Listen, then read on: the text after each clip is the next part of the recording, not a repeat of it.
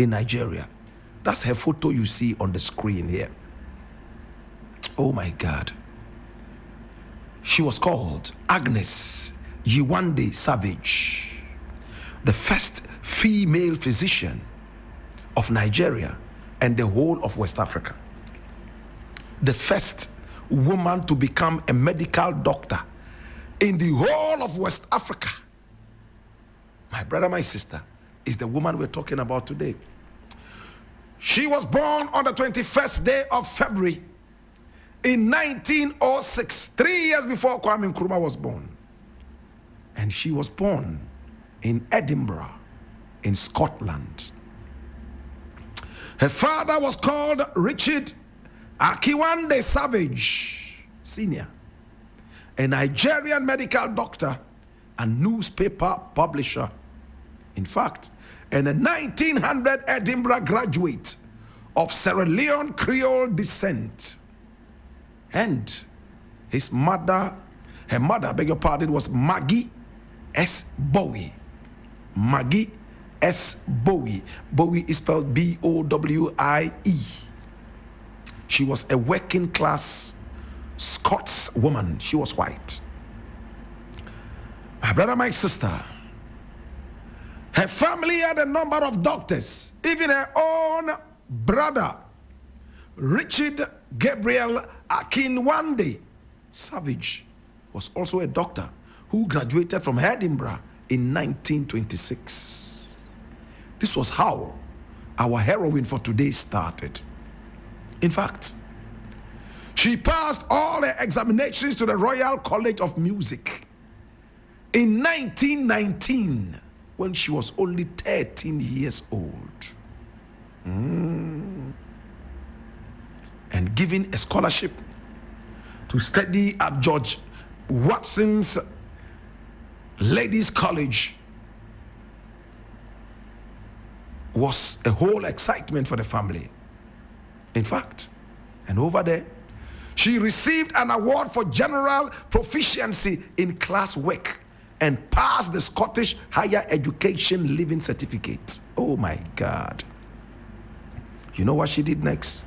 It was time to enter the university, and she went to Edinburgh University to study medicine, just like her father and brother. She excelled in her studies.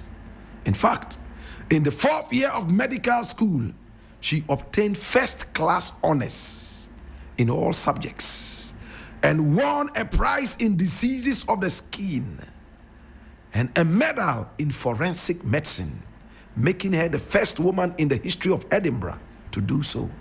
My brother, my sister, such a great black woman. She became the first medical doctor West Africa ever had. 2, she became the first woman, in fact, to win a medal in forensic medicine in the history of Edinburgh University. She was awarded the Dorothy Gilfillan Memorial Prize as the best woman graduate in 1929. She was only 23 years old. Oh God. Now see, she faced gender issues. Because she was a woman, she was always blocked from doing her work by men who felt threatened. But after graduation, she joined the colonial service in the Gold Coast, present-day Ghana, where people were not that xenophobic. So they allowed her right here in the Gold Coast as a junior medical officer. Here she had all the experience she needed. Even then, she was more qualified than the people who were senior medical officers. But because she was a woman, she had to be reduced in rank. At least the Gold Coast gave her an opportunity when so many other countries, including Scotland, did not want to do that. My brother, my sister, see what happened now. In 1931, she was recruited by the headmaster of Achimota College At the urging of the headmaster, Alec Garden Fraser. Today we have Fraser House at Achimota, right? The colonial government gave her a better contract. She was with Achimota for 4 years as a medical officer and a teacher. In fact, we should have a hall for this woman in Achimota School. Agnes Yewande Hall. She was the first medical officer, female, of the school. And this was made possible, first and foremost, by the Gold Coast government, and then followed by the headmaster of the school, Alec Garden Fraser.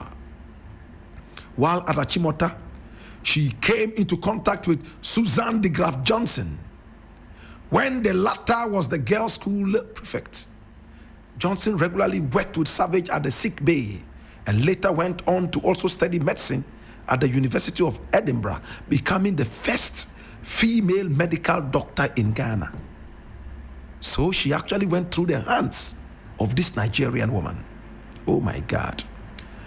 Another West African woman, a practical medical pioneer who studied at both Achimota and Edinburgh, was Matilda J. Clark, who we talked about yesterday. My brother, my sister. And look at what happened. After Achimota School, Savage went back to the Colonial Medical Service and was given a better concession in charge of the infant welfare clinics associated with Kolebu Hospital in Accra. Concurrently, she was appointed the assistant medical officer of the maternity department of the hospital and warden of the nurses' hostel. At Kolebu, she supervised the establishment of a training school for nurses. She supervised it, the nurses' training school, Kolebu Nurses Training College, where a ward was named in her honor. So there's a ward there called the Agnes Yewande Savage Ward. My brother, my sister, every story that has a beginning has an end. In fact, she retired very early because she was said to be physically and psychologically exhausted. And this happened in 1947. My brother, my sister, she was only 41 and spent the remainder of her life in Scotland, raising her niece and nephew. She died following a stroke in St. Paul's Hospital in Hemel Hempstead, England, on the 7th of September 1964, at the age of 58.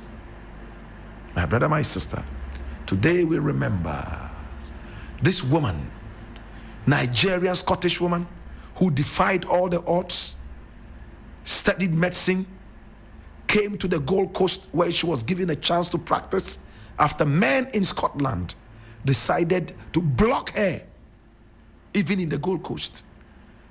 Though she was more qualified than some of her male counterparts, she was a junior medical officer until Alec Fraser Garden decided to give her what she deserved. She rose through the ranks, founded the first nurses training school in Ghana, Kolebu Nurses Training School, where a ward is named after her.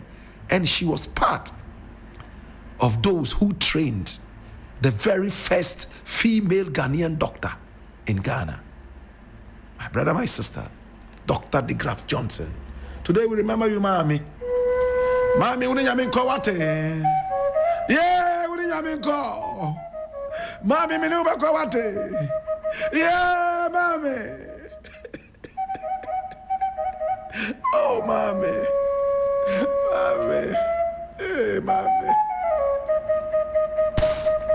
In the burden of knowledge, I ask you, now that you know the powerful story of Agnes Yewande Savage, the Nigerian Scottish woman who never even served in Nigeria.